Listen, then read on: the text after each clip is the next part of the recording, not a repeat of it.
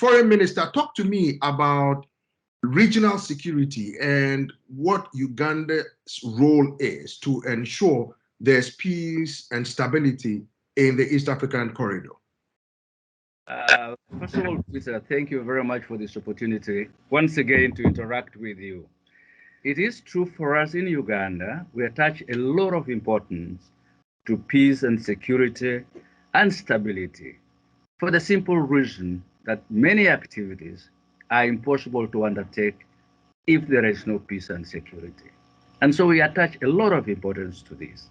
The pain and suffering caused by war, resulting in immigration, disaster movement, disaster for refugees, are things that we take in very, very seriously, and we feel so emotional sometimes about them.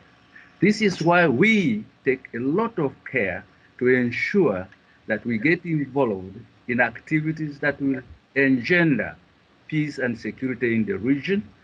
Obviously, we cannot be able to do it alone.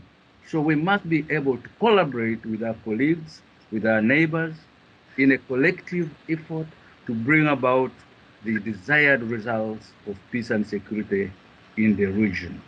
We continue to pursue these approaches, both in South Sudan, in DRC, and in Somalia, in the hope that we will be able to bring peace in this region.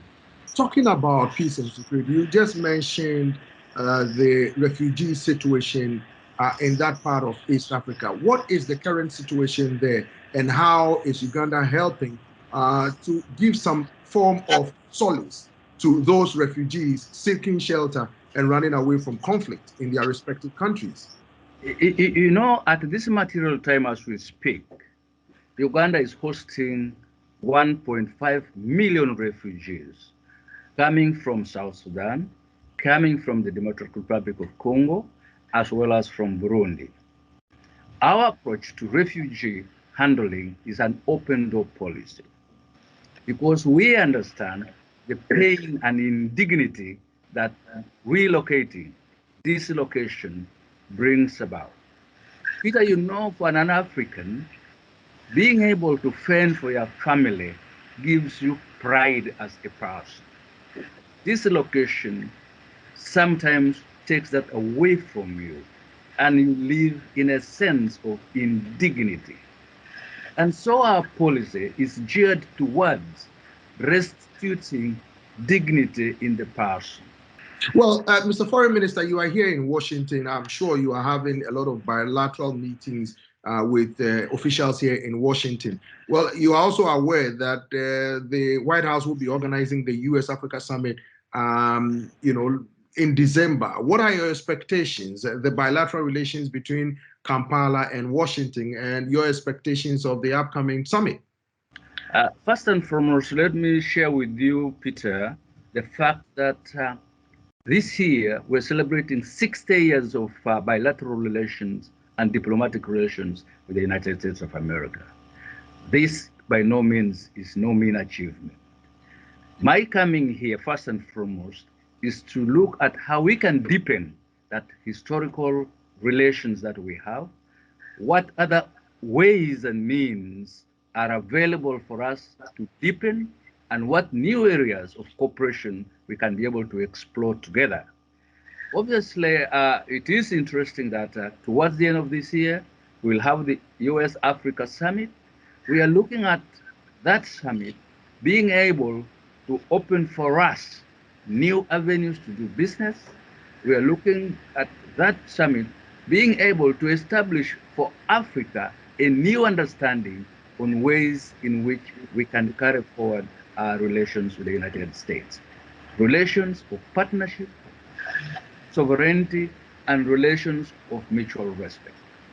Now, Honorable, talk to me about the issue of COVID and how Uganda has handled the issue of COVID. I understand a lot of African countries are trying to build back after the pandemic battered their respective economies. But one of the critics or opposition groups are saying in Uganda that the government is using the issue of COVID to suppress their expression of free will as protected by the Constitution. How do you respond to that, Mr. Foreign Minister? Peter, this is rather strange for anybody to say so, because it is tantamount to saying, allow us to die.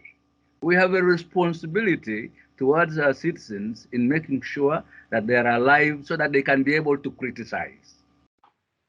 We've taken actions as a government that we are very, very proud of, but have also had a very debilitating effect on us. Proud because we were able to suppress spread, we were able to minimize fatalities. 44 million Ugandans, only 3,500 in a 2-year period died. That, by any means, is commendable. It is true, because of our limited resources, we were only consigned to a very unfortunate way of controlling the way of lockdown.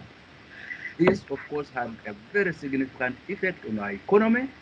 And as we are now, we are struggling to see how we can come out of the challenges of economy. Opposition groups have accused your government of human rights abuses and using state institutions, including the police, the military, the court, to suppress their activities. They said that is undermining the Ugandan constitution.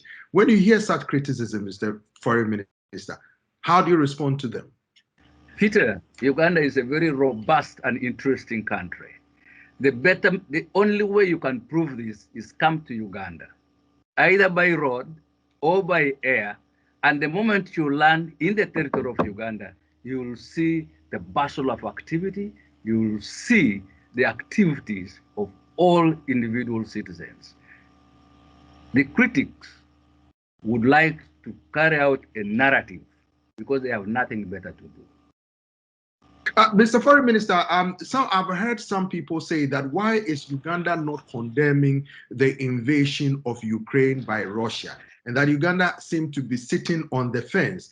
Opposition groups, including the leading opposition group, the NUP, says Uganda must come out and join the world to condemn Russia, but Uganda has refused to do so. Your response to that? Peter, first and foremost, we condemn the method of resolving conflicts by forceful means, because we know the pain and suffering that it brings. We have always advocated that in resolving conflicts, let us use dialogue.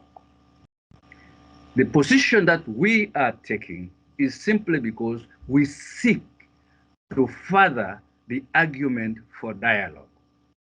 We must continue to engage. Isolation of Russia will deny us the opportunity to be able to engage them in a dialogue, because we have learned through experience that dialogue gives us lasting solutions. No military actions can give you that.